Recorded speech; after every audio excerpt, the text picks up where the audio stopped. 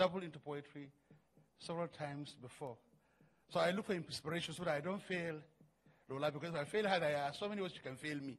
One way is for her not to allow me to go home. And I remember something happened yesterday during one of the panel sessions. Dr. Awal Anwar confessed with a straight face how much he suffered in the hands of women. And when I looked at a tall, elderly, handsome fellow, erudite and educated, suffering in the hands of women, and I went back to my hotel room and looked at the pot-bellied, black, fat-cheeked Audi, I do not have to stretch my imagination to want to see my experience, how it's going to be like when it comes to the women thing. But somehow, this is a tough that all of us have traveled. Incidentally, my first love was a woman.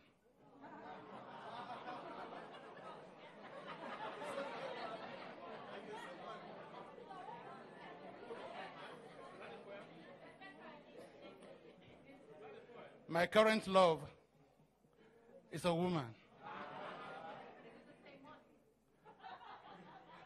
Definitely not. And from all likelihood, my last love is going to end up being a woman. So, knowing how I look,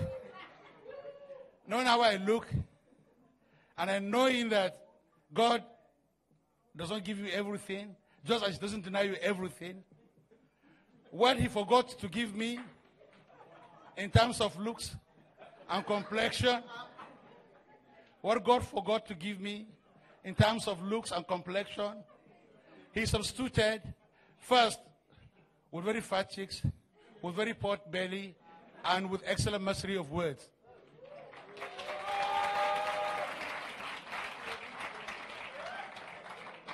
So I have Him only to thank for this.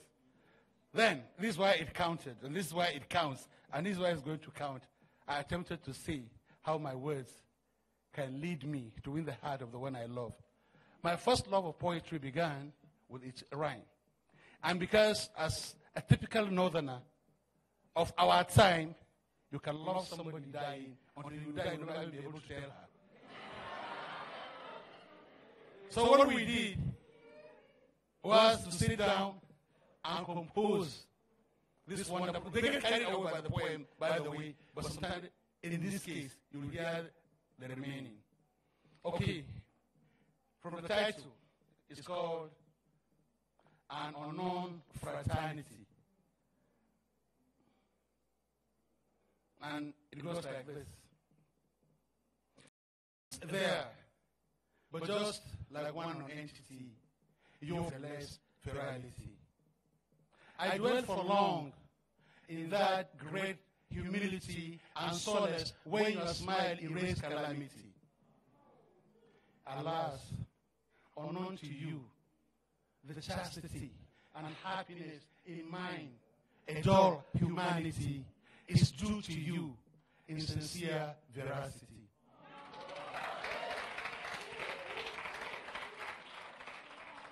Now that you know, without slight fallacy, I wish it's going to last eternity. For one reason, I choose to name security. Anonymous remains my own identity.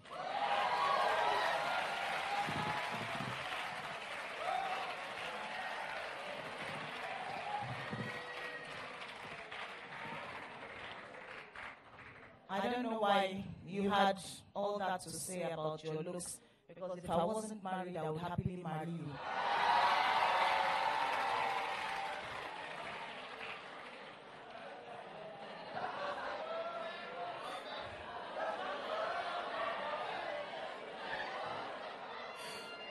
Oh, many of you probably have no idea that my husband is here. There he is.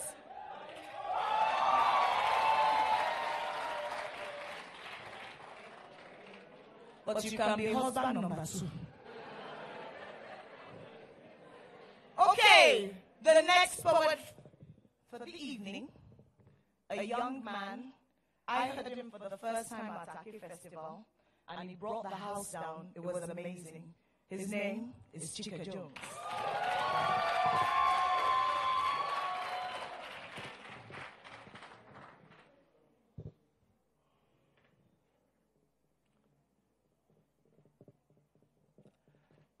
I was reading Feast in Mujila's Tram 83, and a line caught my eye on page 33.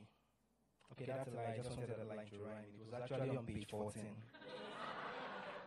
Yet, unlike my fake rhyme that chimes like a wedding bell in a cemetery, that line was truer than the joy a loner finds in solitary.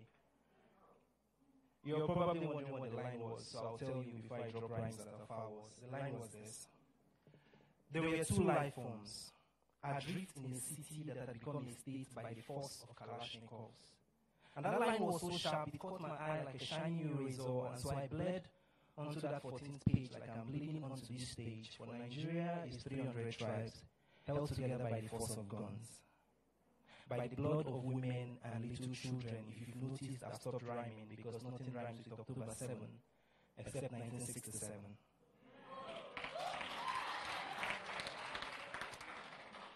Asaba Massacre.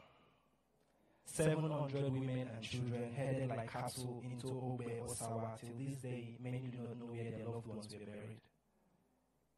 And that reminds me of a line from Prison Break. When Theodore T. Bagwell held the knife to the throat of a mother as her two children looked on, and this is what he said: "We are going to be a family, even if it kills us." So let me introduce my numbers. Nigeria held the knife to the throat of a tribe for 1 year, 6 months, 1 week, and 2 days. And this is what they said: "We are going to be a country, even if it kills us." And indeed, we are still bleeding. Look where you see there is blood under your feet. Yeah, what happens to a country held together by the force of guns? I'm not sure. I only know it rhymes with burns. For states should only become countries to the sound of millions raised in unity, not to the sound of bullets lodging themselves in the frail frames of 9-year-olds. So I only came to tell you about a book I read, about how I bled, and about how, even if it doesn't rhyme, if you look where you see it, you will see that there is blood under your feet.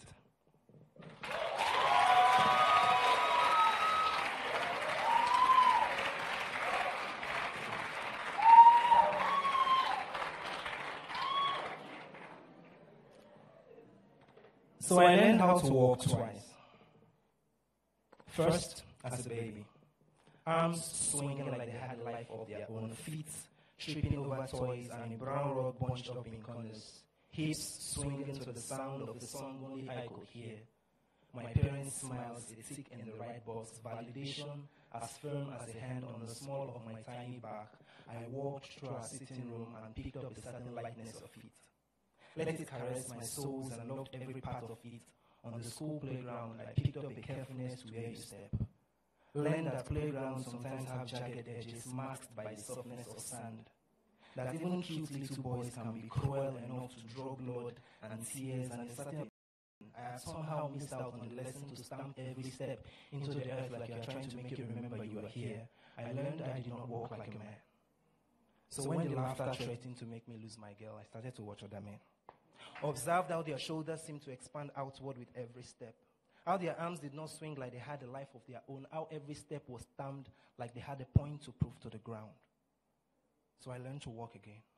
Through university classrooms and hostels, I learned to walk like there was no song on the wind. Yet no one told me that there are many paths in life. And the battles we have to fight have nothing to do with how we walk. There are dark alleys that sometimes require flying. And while how you walk sometimes...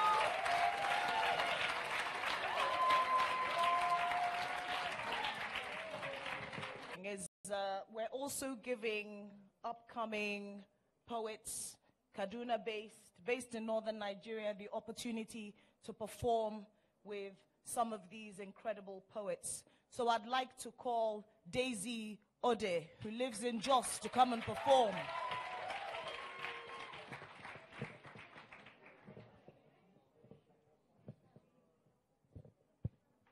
Wow.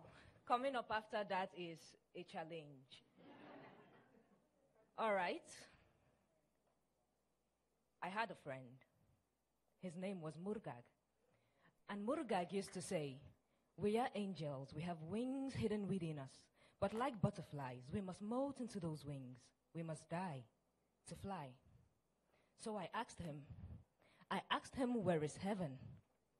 And he said, heaven is where rainbows begin and where they end in a river of glass, where our pain becomes bait on our questions and we can fish for the answers to every why of life. Heaven is where all things are the color of light. So men have no race. There are no rivers to cross, no borders, no wars. All our differences like that, they wash away, they fall back to the earth as rain. Heaven is where my heart is. Heaven is home, where the curse of poverty will be cured with contentment, where we can take the pieces of our hearts that have never been broken, make art, lay it over the galaxies, so in the dark, the living might find hope and not faults in our stars. But here Murugag would often add, the bridge between the river of life and the door of no return is a cross. He says the road is narrow, only few get across, because this heaven, my friends, it wasn't made for all of us. The castaways that shall not share in this delight, it is their curse to eternally see but never feel the light. But then I met you, and you showed me the map to heaven is trapped in the lifelines we leave on the faces of the people we meet, and yours I intend to leave many. You said wrinkles are a museum, where we preserve every emotion, don't hate them. Heaven, like age, is a privilege. It comes with grace. I told you Murugag's story. You said, we are where rainbows begin. We are why they end. We are the promise. In our eyes lie the windows to the future. They are simply clouded by our prejudice. You said, baby, don't be fooled. Even light is colorful. It's red with passion, green with grief, yellow with confusion, and that is what makes it beautiful. You put your hand against my chest. You said, feel it. We are all dying, but living has to be a choice. So leave. Murugag used to say, we are angels. We have wings hidden within us. But like butterflies, we must molt into those wings. We must die to fly. But then I met you, and you showed me there is a heaven for the living on the earth that we live in. That heaven is in me. That heaven is in you. Thank you very much.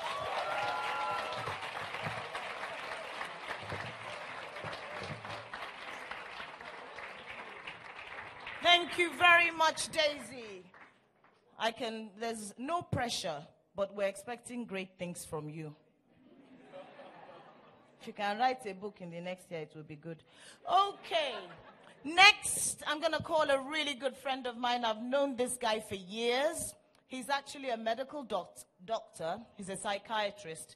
So if you, a lot of people just see him and grab him and start telling him stuff. I have to say I've done the same. A lot of writers. He's actually like the writer's shrink. I'm coming for my consultation tonight. Okay, Dami Ajayi.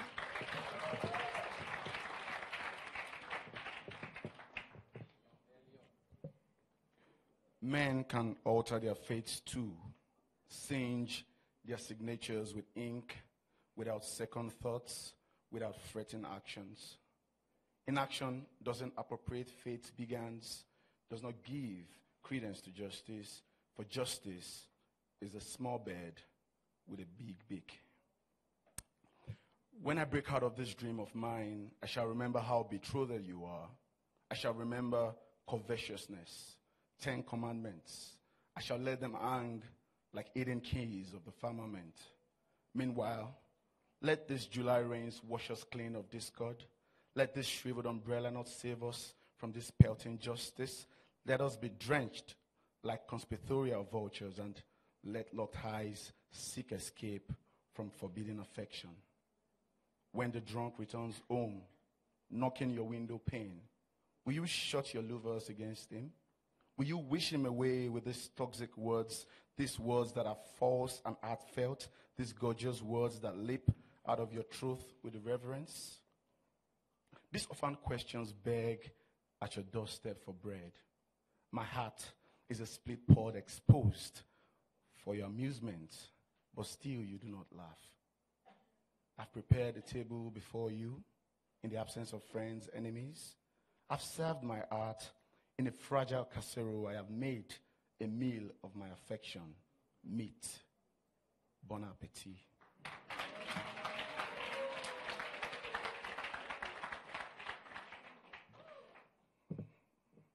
Shekaru is Jay-Z saying, I've got girls, girls, girls, girls. Pointed rifles and aides flanking him on CNN. A Neanderthal in turban, brazen and psychotic. He holds the world to ransom. Call it terrorism. He kills in the name of a God, leaving this God neither anonymous nor blameless. Bombs bust open in marketplaces, churches, parks, mosques with seething effervescence. We condemn his gore and guts while our impotent imperialists masturbate in clandestine spaces. The nation grows amok, enemy twinking, persistent blips. The nation has been sabotaged, and they wave a flag of indifference, then a flag of denial, then a flag of amnesty, a flag of deliberation in the face of carnage. Bombs, new landmines detonated by strapped suicide bombers. They die by diffusion and hope to fuck virgins in heavenly suites. They shout, God is great. But we already know man's wickedness is greater. And God does not speak for man's wickedness when he called us after his own image. God is no poet. He does not fancy imagery. He would have said, man, look into the mirror. What you see is God. Gory images spread across newspapers. Every day, a new death. Not famine or malaria.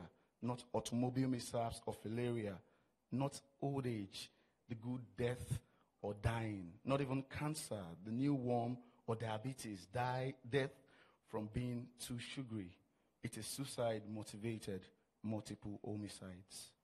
Happy-go-lucky bombers who blast themselves in a frenzied rant about the greatness of God. Yes, man's wickedness is greater. Look into the craters and see blood flowing, tributaries connecting Buniyadi to Gamburu, coalescing within the confines of Lugard's eternal mistake. And then there was Chibok. Chibok was inevitable, like death itself. Chibok of yellowy dust, bucolic and sleepy, like an octogenarian's afternoon. Chibok happened upon Chibok, and the town's name became its tragedy. Insurgents razed the town, stirring and stroking it with petrol and vitriol. The world was silent when they were taken. It was denied. Their kidnap was first amnestic, then remembered in slow bursts. Who says hashtags can't fund revolution? Catch a fire, my friend. But who keeps the vigil lamp burning? Who keeps the dreams drumming? Who sits at strength century at the fish mouth of Sambisa? Who keeps the memory fresh by watering planted placards under Falomo Bridge? Who? This poem carries every name, every face, every trace of tear, every ounce of tear. This memory will not decay. Thank you.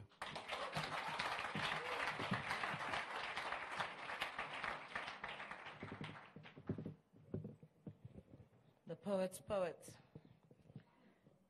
And now I'm going to invite the co-convener of the Lagos Poetry Festival, Mr. Ife Paul Asino.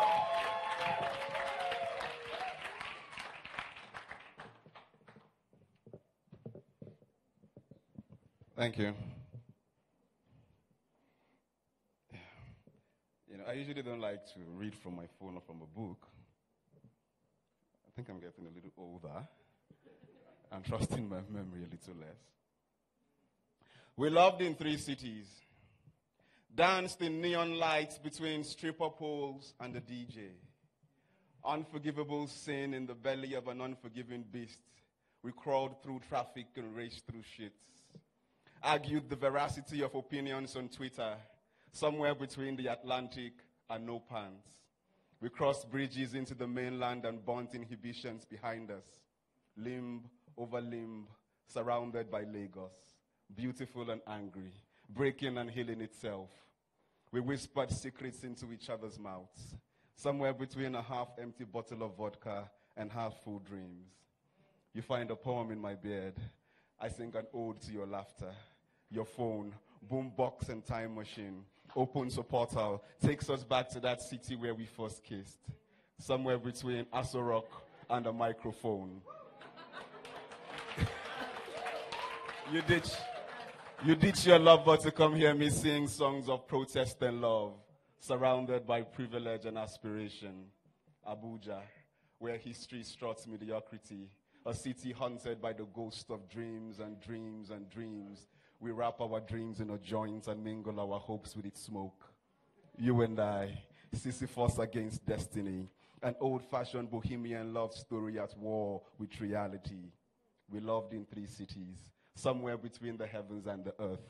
Upon an ancient rock in the city of an iron god, we conflate heaven and fire, succumb to gravity and crash back to the earth, where the roofs are rusty like history, and the people mask their struggles by wearing the sun on their faces. A city of bards and rebels, we rebel against spirits and flesh and hover in purgatory because our love is death. Death if we see one more time, and death if we don't. We loved in 3 cities and counting.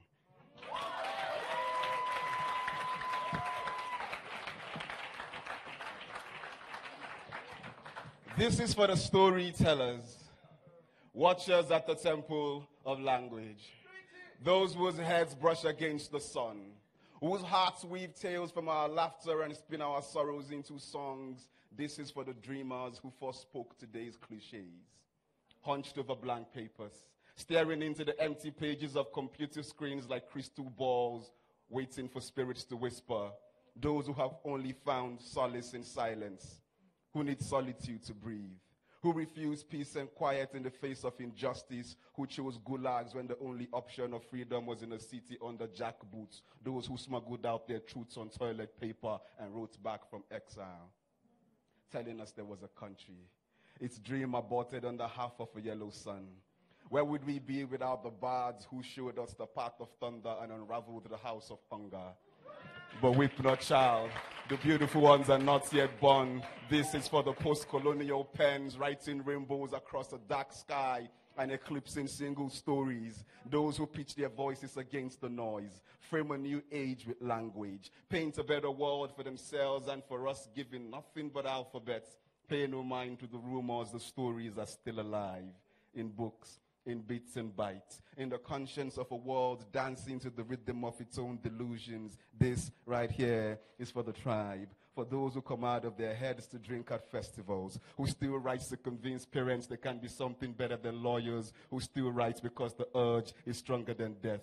This is for the last ones left, recipients of the torch, pouring sentences to keep the flame burning. Those who do this for something more than prizes, who write past rejection letters. As long as the universe holds, there will be stories to tell. And this is for the tellers, for the chosen and the few, for the tested and the true, for the howlers at the moon, for those gathered here tonight in this room. My tribe, this one is for you.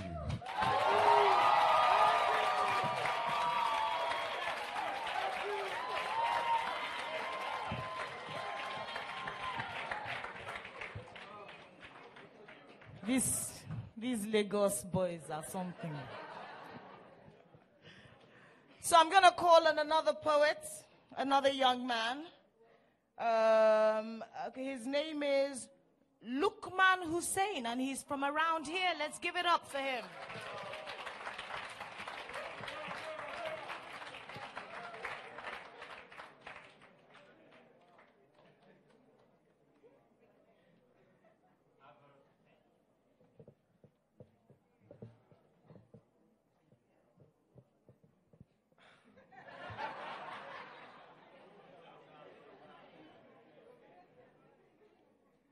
In my head, there's a melting pot that simmers with your incandescence while asleep.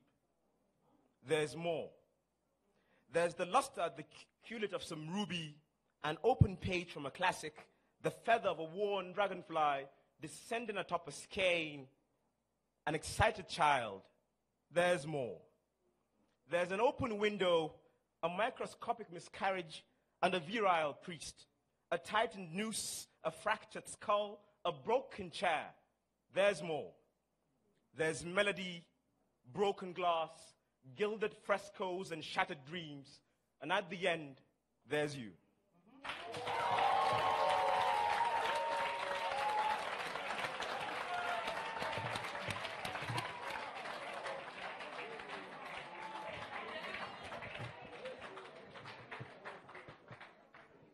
And they will say, there's nothing happening in this Kaduna.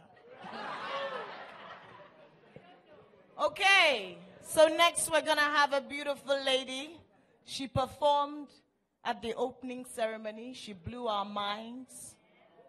She's kind of from around here, but she's really something. Give it up for Miriam Buka Hassan.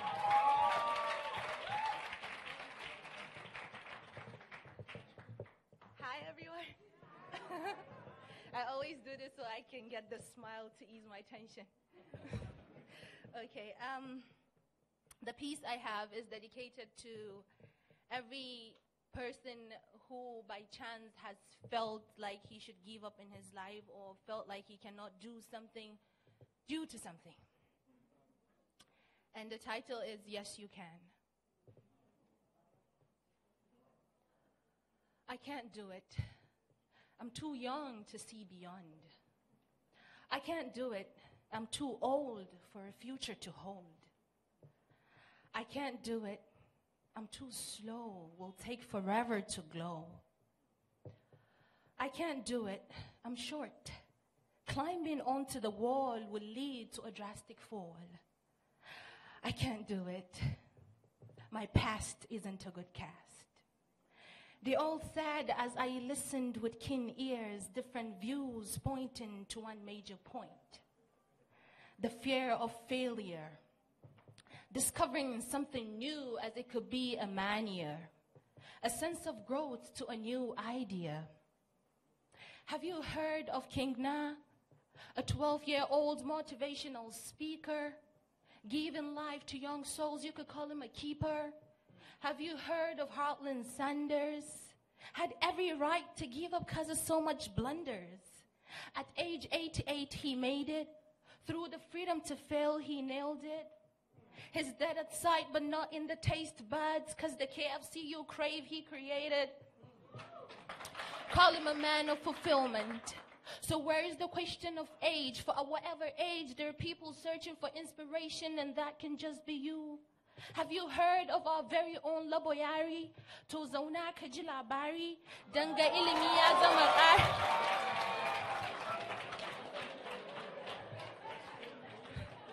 Have you heard of our very own Laboyari? To zauna ka ji labari, danga ilimi ya zama ƙari, da shi aka yaƙi jahilci na fari, inspiration ga masu neman ilimi babban jari. Call him Tauraran Taurari. Several years working in areas, through patience and diligence, he gained recognition undeniable in the nation. I salute you, O man of conviction. Walking slow shouldn't make your confidence low, for life is an endless struggle. Just don't stop the hustle. Talking about the past not being a good cast. Separate yourself from negativity. Drop your past where it belongs. Invite positivity. People talk about the future but fail to realize you're living in the future that becomes past with every second that passes by. If you do not grab the reins and make the change today, then indeed you're wasting the future. Thank you.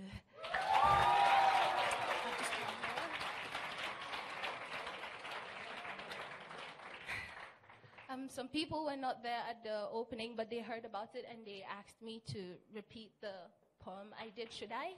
Yes. Okay.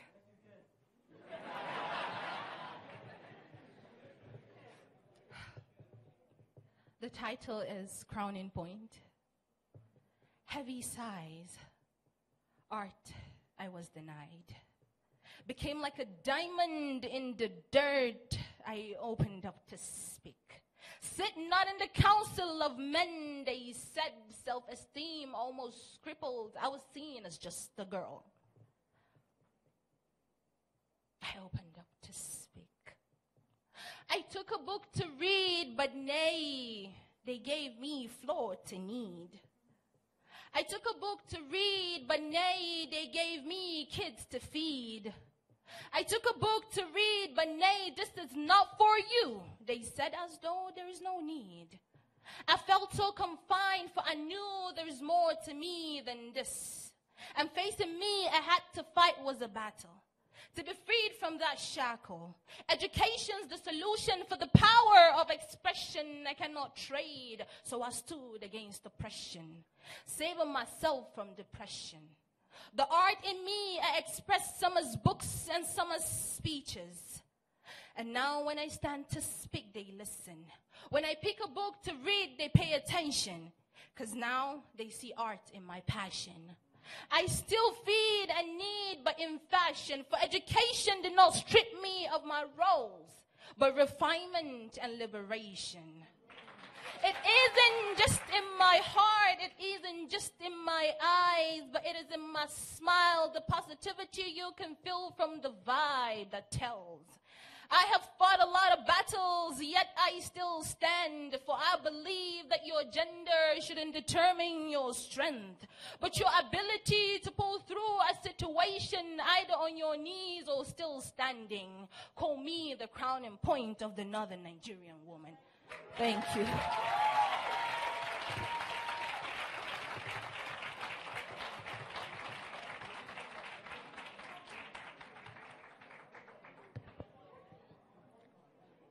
Pack your bags because I'm taking you with me tomorrow.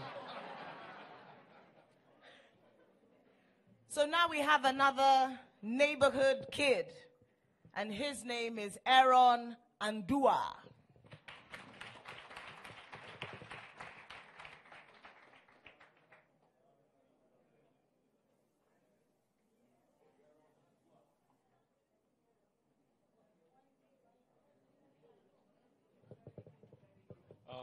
Good evening. The name is Aaron Ove Andua.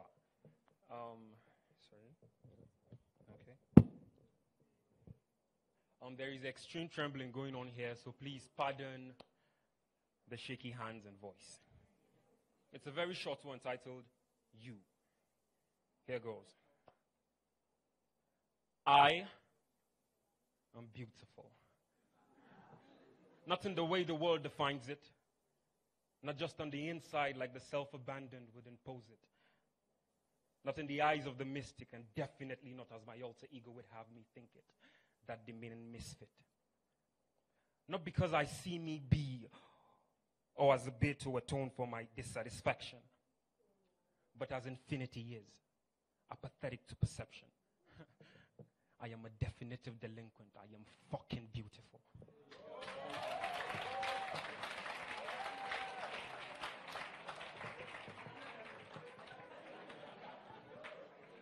Even if he says so himself.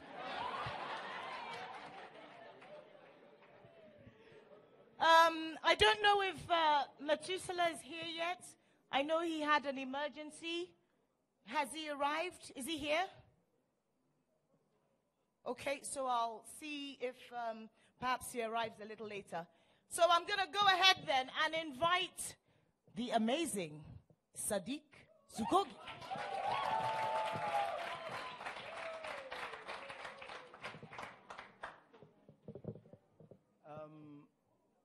Okay. All right, I love to do this. Like,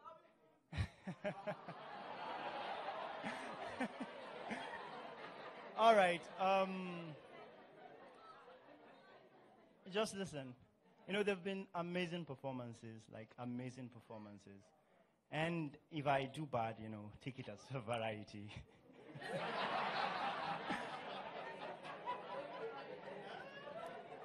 And another thing, I've got Rehan, Bahara, and Mira, my family, in the overflow room. You know how our daddies tell us that they're always the best in school during their days? Okay, I need you to do me a favor. You're going to clap for me after I'm done because I want to be able to tell Rehan, they clapped, so I did well. Your smile is the evening. that invites me to slip in your arms, outstretched like a rose, calling it a garden home. I lay in your wind, wishing I can catch your breath in my mouth. But do you want to know what the poem says? The poem says I am cold-hearted, that I am a tree no one is able to climb, that my face is broken and is in many places like twigs, making sense of a wind wave. The more reason I am loved is because looking into every enemy, you'll find something to love. It says, throw your grief over the window. You'd splatter a hunk of it on curtains. Eyelashes are affectionate of the horizon that knows there's something to love in the grimy countryside. The poem loves my body. Do you want to know what the poem said next? The poem says, the IDP camp is a labyrinth of grief, a place not meant for making sweetened memory. I do not wish to learn more about my lover's body, a skin full of retentions, of everything lost, the mothers, the fathers, my sister. Every limb of my lover reminds me of someone cut off. To understand grief is to see my face, a dream dissolving into the day I lost my child. Expecting no response, I kept touching her neck for pulse. I learned something new about loss. Burying a child is a blessing, a painful one, less absorbing than picking pieces of your dead in fragments, like parts of a car one tries to assemble. Pieces kept for safekeeping. My heart learns this new grief. The IDP camp is a place my face unlearns how to smile. Time to time, I stare long into a mirror until my face blurs and I am unable to recognize myself. My birthmark disappears into a sky always heavy. Grief makes it so heavy. A song I do not like listening to, a song that lives in a camp full of sad people. Food shortage is always on the menu, a sapphire's empty stomach, and hunger's sharp canines riffing its forelegs on malnourished bodies, disconcerted by caterpillars, strange faces, empty bowls. I am praying, but distrust claims my prayers and they fade. Like ebon grace, stiffen my tongue, how it cracks like everything made of clay.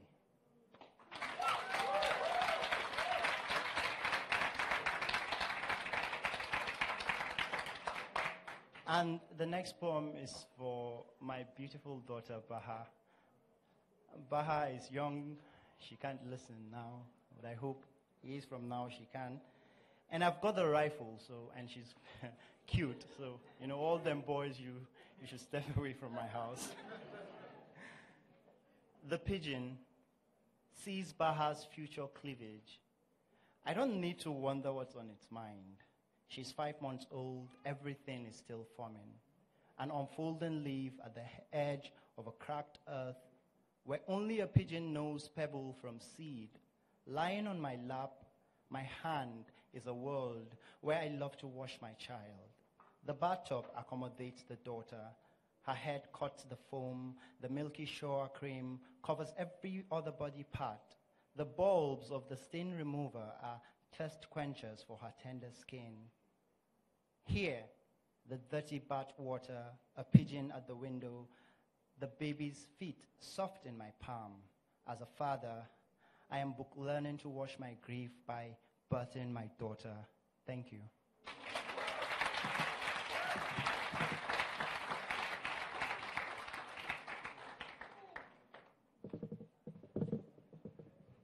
A life. I believe in respecting the old and catering for the young when it's cold. That a society never succeeds where injustice gracefully breeds. I believe in making the possible best of time and the prohibition from wine. In order to get, you have to give, and sometimes it is best if you just forgive. I believe the truth can sometimes be harsh. That my people are intellectually inept and rash. that belief is a chain of the heart, and a fight never gets you that far. I believe that history sometimes forgets, and the real heroes never manifest. It takes courage to call history a lie, and that we are all afraid to die. I believe the sky is not really blue. And love stories are not. So I'm going to invite Anselm Sesu Gusau.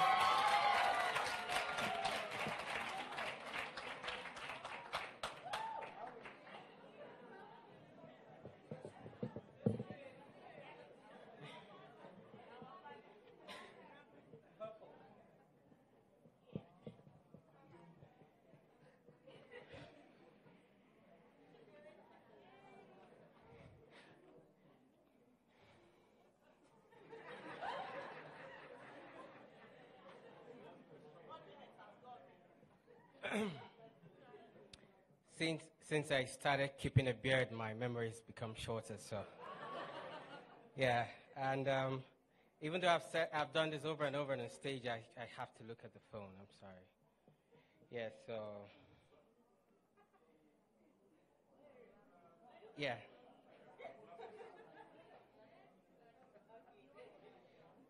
Nah, I'm fine like this. Okay. 101. 101 passing away like a fleeting shadow, leaving quivers and shivers down the spine of the patriot. Begging for services while paying taxes, their marjorie begins from the office to the streets as we boast over the size of our beggar plates.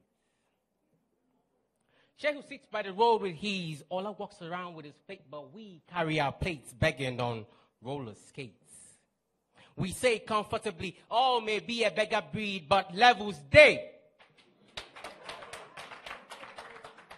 100th season, episode 1. This tragic movie series, Don't Take, where we hand over rights on golden slates, crave creation of states, disguise greed with issues to relate, and forget the nation at stake. 101 is a great-grandfather, void of instruction and wisdom. They say wisdom comes with gray hairs. Yours rejoices birth of frail heirs. So we started reminiscing. At 13, the little girl was married to her grandfather. At 14, UJ legenda pair called them sick, but seek no remedy. Who cares? Now 101. Your folly outruns the riverbanks of Benue and Niger, sitting in the lazy pool of oiled up ass in the delta. Are we acting up democracy or masturbating over pornography because corruption has no language barrier, dwarfing your claim? Giant Nigeria calling you bastard from Lugard's orgasm.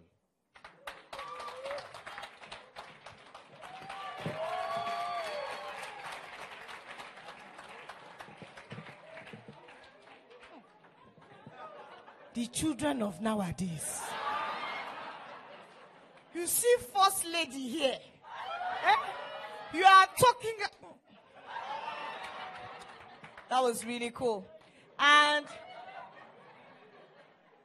if you read Baba Segi, not once did I use any bad language.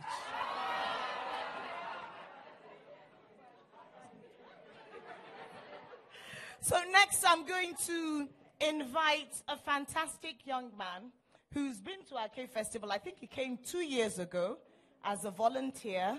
We love this guy. He was so fantastic. And he was with us again last year. His name is Sada Malumfashi.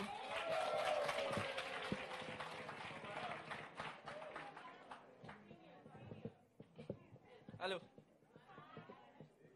My pen divulges snapshots. Colognes of a girl breathing, buried in swarm of handouts. You are beautiful, I say.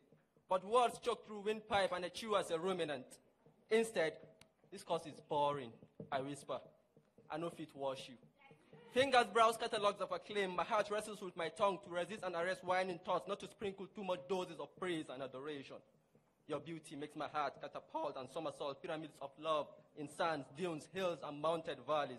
No matter how much I restrain, your voice augments my heartbeat with spells of laughter like bridge pebbles. Yes, soothing flesh, perusing tones, like fire burning through your throat, makes infinite pieces of joy gush on tarmac of my eyes. All this, asleep or roof of my mouth, I do not say, because true, I know fit wash you. This one no be wash. When your laughter departs, your smiles drift away, my heart is vacant.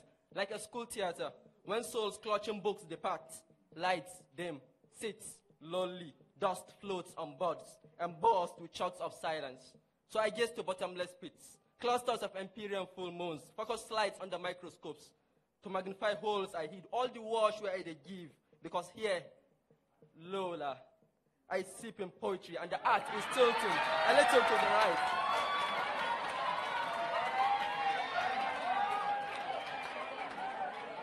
To content all her smiles,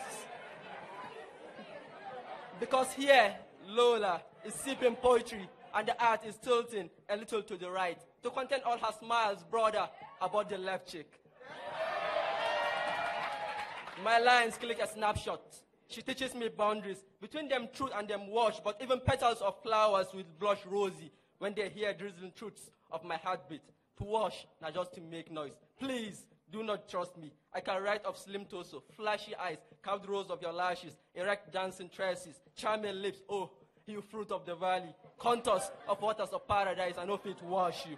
Let me weave and entwine hollow truths of my glitzy poem, through my burning voice, forever singing, cascades of a dazzled beauty. Before you pose me to say, now wash I, they wash you, I want to confess, without remorse nor shame, my slimy treason. But my tongue lolls and battles my throat, then my half-tooth. Yes, I am guilty. Today, I'll go wash you in sense of Arabian poetry. Thank you.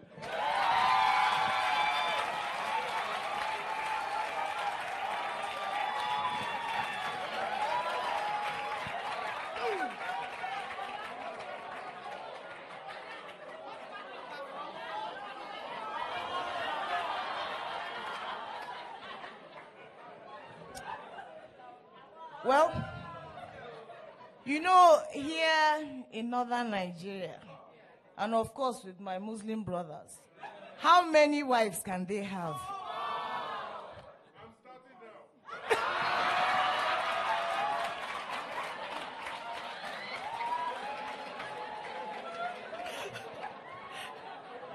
Well,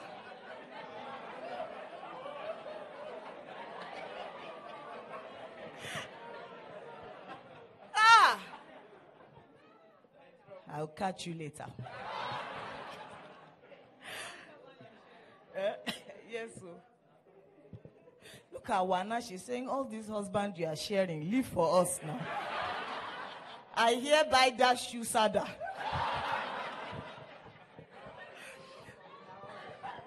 So, next, I'm inviting a soul sister. Of the Lagos Poetry Festival. Talent. This woman preaches and reaches and teaches.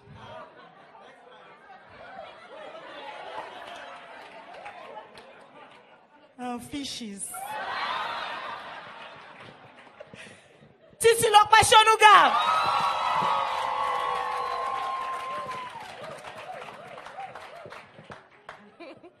Good evening, everybody. You know, with every poet I'm in soup. I'm in soup. You guys are amazing, and I feel really privileged to be in your company and in Kaduna tonight. It's my first time, and it has been enlightening and enriching, so thank you very much. So these poems are just questions. What do we do with all of these bodies? How do we gather them up or know which arm goes where? Whose eyes are still searching? Whose head with the delicate head tie now sits on top of a suited body? Whose heart is this? To whose hollow chest does it belong? How do we separate the baby's legs from this river of forearms, of calves, of thighs? How do we return the boys back to their father? Who will rearrange this jigsaw of their faces, this mangled puzzle of teeth and flesh? What do we return to the mothers? Who will fish out her children's ears from this river of blood? Who will travel the whole length of it to bring back something whole enough to call by name? What do we do with these bodies? The children are asleep in their beds. Tiny cupboards for their morning beside them. They are snoring. The woman out like a the pass between her lips, even the one eyes with arms akimbo as if preparing for a fight. Above their heads, the night sky is full of promise, and their dreams are safe in the hands of a God who demands no sacrifice of young hearts. There are no nightmares tonight. The boogeyman does not come.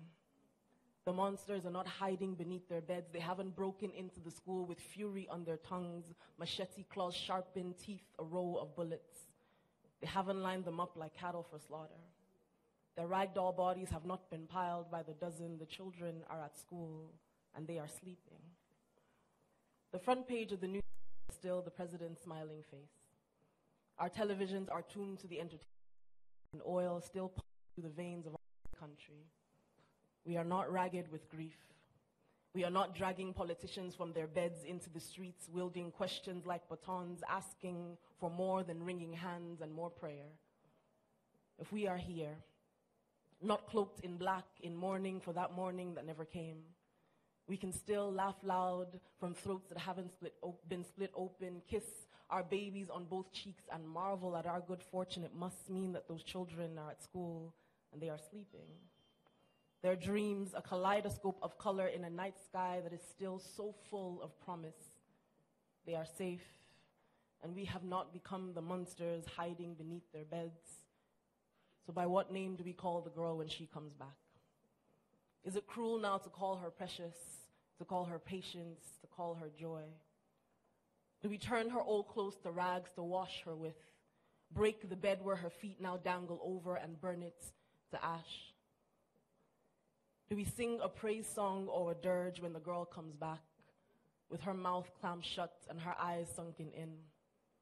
Do we welcome her home when there is none, and forget how savage the privilege of weeping before the one whose tears have dried up? When the girl comes back, whose arms does she run into? Who will call her daughter and call her daughter daughter too? Whose milk has not yet curdled? Who will nurse this broken woman back to girl and back to whole again? And in the dream, I close my eyes and count backwards from 276. The girls crawl feet first from their hiding places, from behind the curtains where their feet stick out, from under the bed, untangling from a mess of limbs. A slit in the silence burst open, and their voices fall out, calling each other's names, unlearning memory, bones melting back to whole. They brush past me as they go, peeling off the skin of 1,000 days, calling up the blood to dance beneath their former faces, the ones still soft enough for their mothers to recognize. Thank you so much.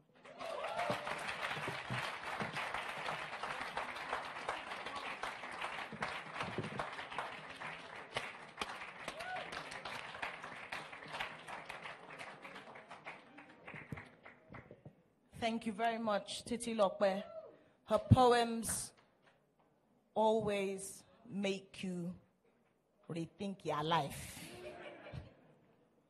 And I want to thank you for that. I'm going to have one more young man come and perform. He actually came all the way from Lagos. Please welcome James Ademuyiwa.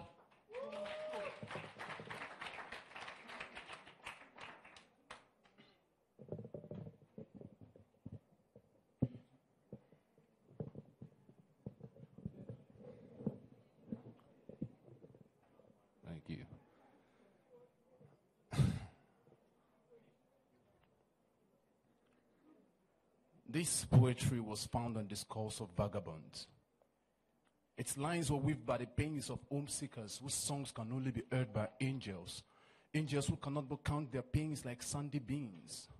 They sing songs of loss, of home long gone, of not knowing what home feels like, of bullets and guns, of shame, of regrets, of blinking happiness, of the cold breeze that caress them under flyovers, of leftovers, of canals, of debris, starvation, robbery, begging, survival. They sing. the streets and its pity. Holiness became their sacred sin they never want to commit. They are the priests and judges of the respective kingdoms.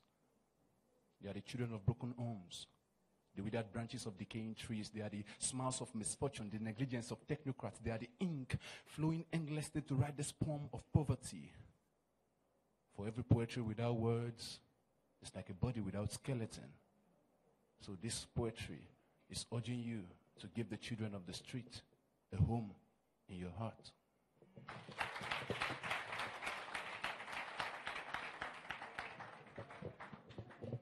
Thank you very much, James. Is Mr. Jeremiah Methuselah here? He's still not here. Okay. So, the only thing left for me to do before I come back and say goodnight and tell you a few things about tomorrow is to invite a fantastic friend of mine. There's a big story about this young lady. We once went to Ghana, to Accra. Whatever you think you're doing here in Kaduna, Wana and I have done double that in Accra. No one will understand this, but she does. Please.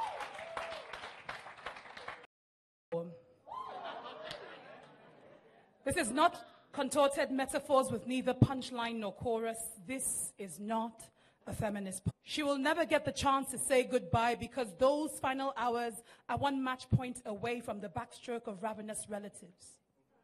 You see, where we come from, widows learn to bid their dead farewell even before they are laid into the ground. Because grief requires time, and time is a luxury she cannot afford. But I'm not here to talk about a daughter's non-inheritance of funeral rights because this is not a feminist poem. It is the 30s birth babies even before they are whole. This is we exchange broken smiles, but mine is crackling with questions. And I want to ask, how does a 6-year-old ask to be gang raped for lunch after school? As she fiddles with the beads of a rosary that crawl around her neck, it is the landlord who pays off your father to clench his teeth over choking tears for what his son has done to you. And your daddy knows that homelessness is too close to home, so he washes off your shame with a sponge, dabs your wounds with scripture, hoping that these words would in turn douse the stench of the breath, erase the handprint. And this is how you exist with a tape loop inside of your head, playing over and over again. I'm not here to talk about the kidnap of justice in my country, or whom, how, and why we have refused to pay her ransom, because this is not a feminist poem. It is piercing screams of gaping mouths, choking as hands stifle their lungs of ambition.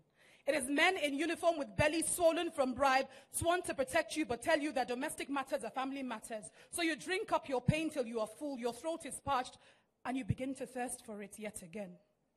It is walking around with a womb too hollow to bear an heir, that you take in the seeds of betrayal, wanting it to pull together the remnants of matrimony.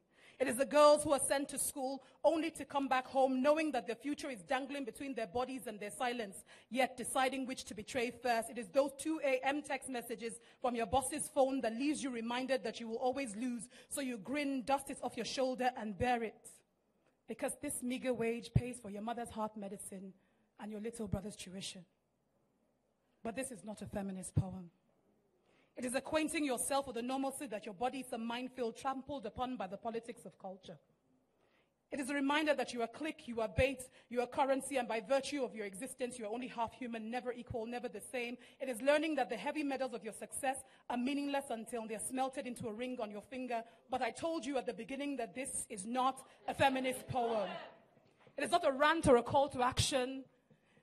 It is not a checklist of everything you already know. It is not a call for your attention. This is not a feminist poem.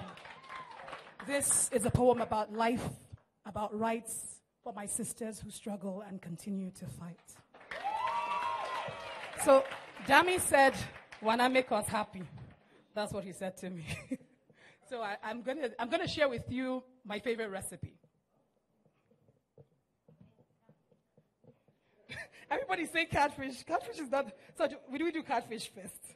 Okay, so I'm told to do catfish first. So I will share with you catfish before I share the recipe. She clutched me in her clay-colored arms, frail and thin, bruised from the warring earth. She suckled me from her fallen breasts, beaten of life she laid me on her chest. Heart thumping like a steady drumbeat, she said, "You will not be catfish. Point and kill. They will not choose you like they chose me." You came with an entrance. Umbilical cord wound so tight around your neck like hands pressing against your throat. I feared you would break. The silence was deafening, the longest I had ever heard. The air was stiff, but my world stood still, but you came. This thing, starry-eyed, head adorned in a kinky bouquet, from dancing a combi in my womb and somersaulting to praise songs, shrugging those shoulders, believing you had arrived. You would never listen, but hear me when I say, you will not be catfish. Point and kill. Wriggling like a worm devoured as prey, licked to the bone. You must tell your daughters this tale, that they will not be catfish. Point and kill. They will not choose them like they chose me.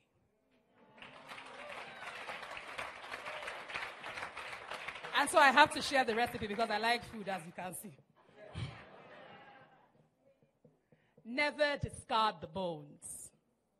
Boil them till the marrow slips and melts on your tongue. Nothing about you is useless. Soften your heart. You need to be tender enough to soak up the flavors, temper enough to mop up the juice. You mustn't be hard to swallow. Revel in your beauty. There is something about texture and tone that make for a gastronomic feast. You are stunning. Adorn your flesh like silk. Let it drape you. Cascade over your shoulders, mold your chest, fold itself between your vulva, sliding down your thighs, hugging your calves, gently covering your feet, dripping on your toes. Hold your head high and waltz like you are the belle at the ball. You are a feast for every eye. Take your time. You need to marinate, mold, and mature. A stew from your mother's clay pot was never made in a day. You needn't be rushed. Renew your spirit. Prayers are the tender embers that simmer to perfection. Blow lightly. You need not scream. Here's your heart speak. Take the first bite. Please yourself. Love yourself. Feed yourself. Forgive. Regrets will ruin the broth. Let go. Bitterness shares no room with exquisite flavors, but keep the leftovers. They make for worthwhile memories. Besides, there is always, always, always a lesson to learn. Thank you.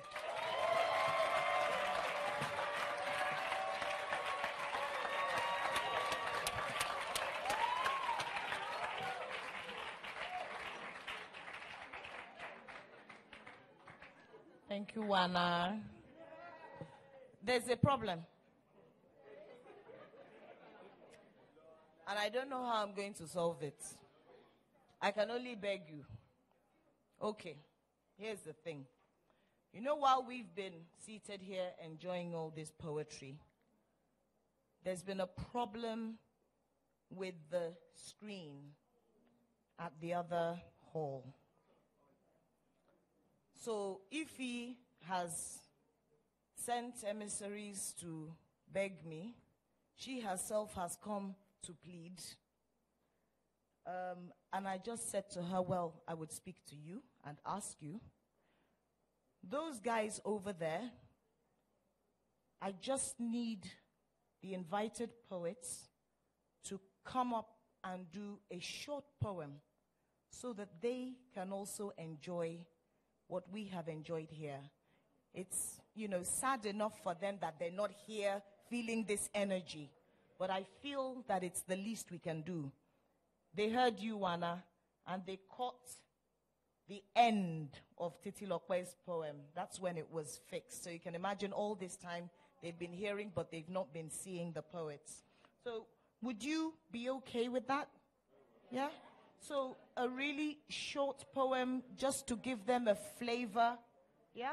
Please. So what I'll do is I'll just travel up again. Wana, you don't need to come up again because they've seen you.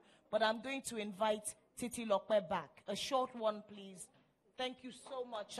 Thank you. Thank you.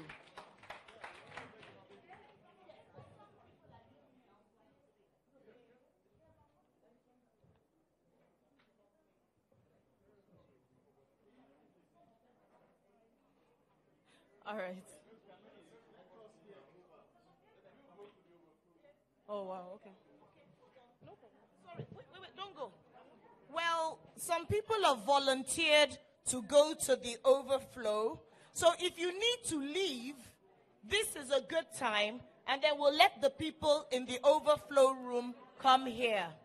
So let's do it in 3 minutes. So overflow people, I'm sure you can see me. Please come here.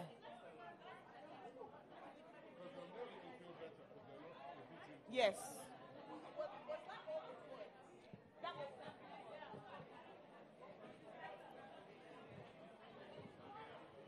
For those of you who are leaving, 10 a.m. is 10 a.m. tomorrow. It's an early start.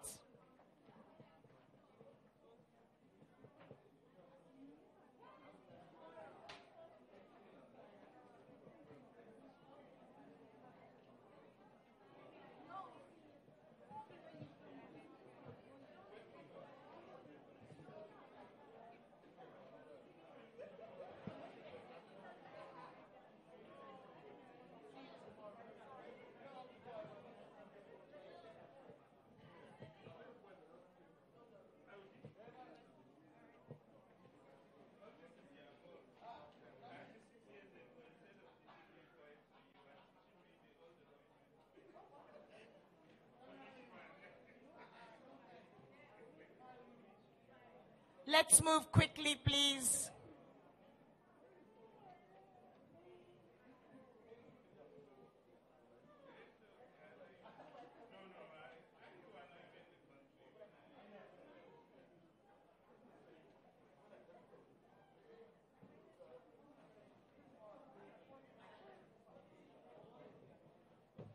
Okay, so they can come in.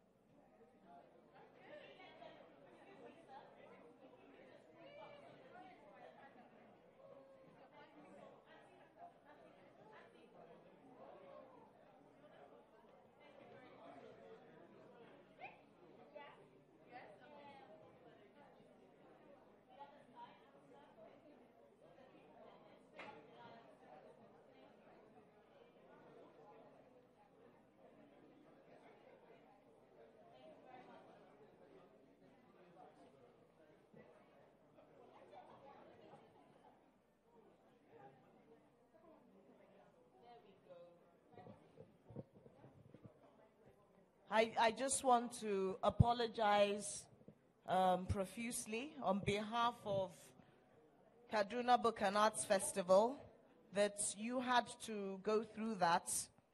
So that's why we're going to put on a very short second show, especially for you, so you can enjoy the atmosphere and being in the same room as the poets. So, without further ado, give it up for Titi Lokpa Shonuga.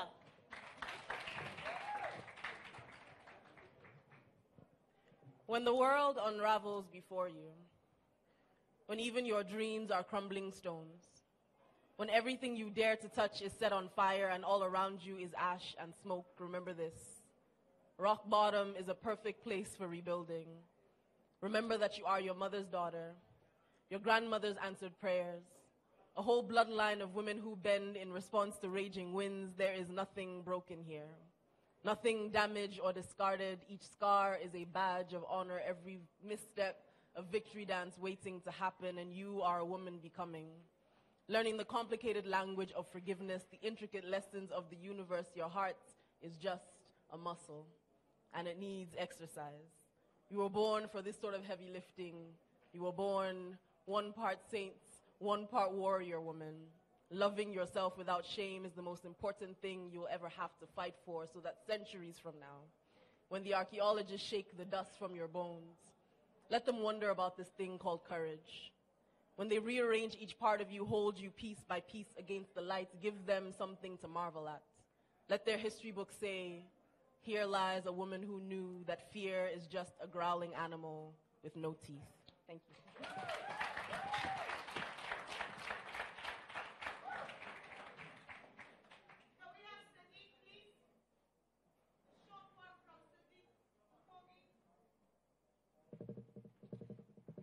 My poems don't finish. All right. I'm going to read Flower Room.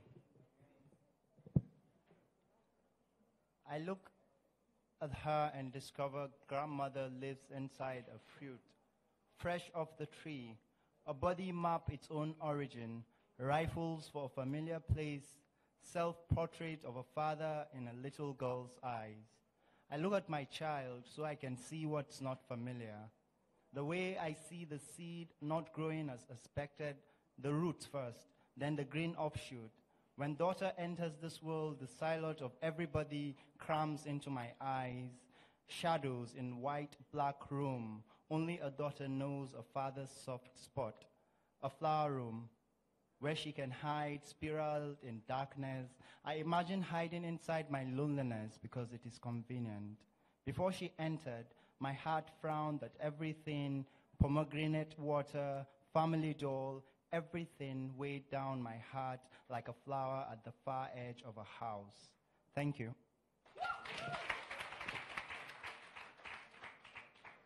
Thank you very much, Sadiq. So next, has Miriam left? Miriam Buka Hassan? Or she, Miriam, if you're over there, please come. If you're in the overflow, if you've left already, we understand. So I'm just going to jump and invite Ife Paul Azino, please.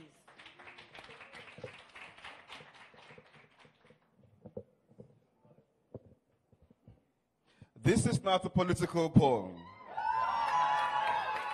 It's a poem about life, about brothers, about sisters, about peace, about strife. This is not a political poem. I repeat, this is not a political poem. It's a poem that speaks about what we go through as a people.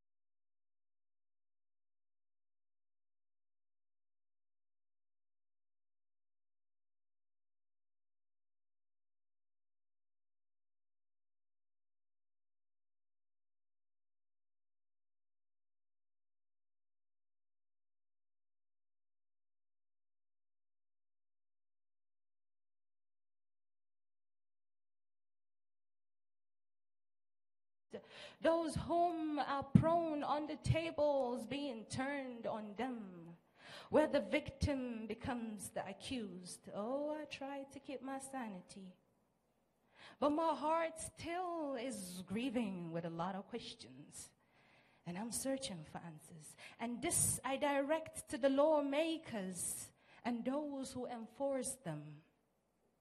Why are they on the increase? Have they found loopholes in your laws? What are you doing about it? Can it ever become a safe heaven for the child of the poor man? Can we ever count on your security? Or do we still have to hide our tears, tearing us apart? Because the guilty pervert has got influence, and we have no one to say we know. Thank you.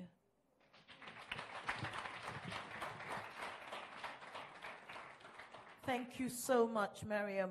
And he was the first the last time, and now he's the last the second time. Give it up for Dr. Audi Giwa.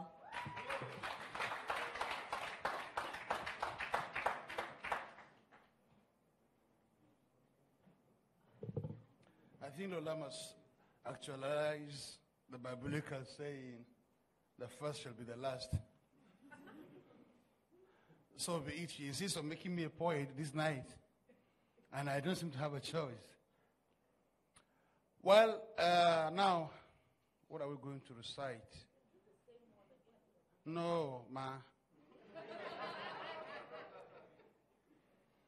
There's only one woman I loved unconditionally.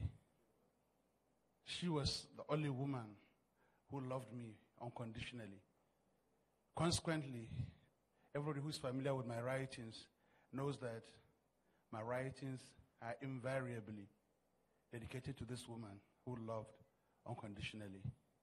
One of these dedications is what I'm going to read out to you now. When earth trembles in its dangerous feet, oh, in tranquility and calm it sits. When the whole world is one dark night, oh, it is cheerful, tender, and bright. When people shun this complex soul, oh, with love, they on him turn. When I'm dull, artless, and crude, oh, gay in my creative mood. When my girlfriend calls it a finish, oh, I just caught another fish. Then to you, my moon, to you I turn. My eternal friend, my all, my own. My Muna, my mom, this is for you.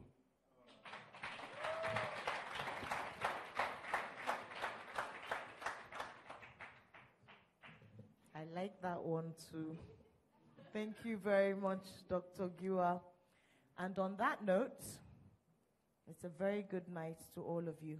Thank you for being such a fantastic audience. Apologies again, and I hope at least this was compensation. Yes, good. So see you tomorrow bright and early, 10 o'clock. Thank you very much.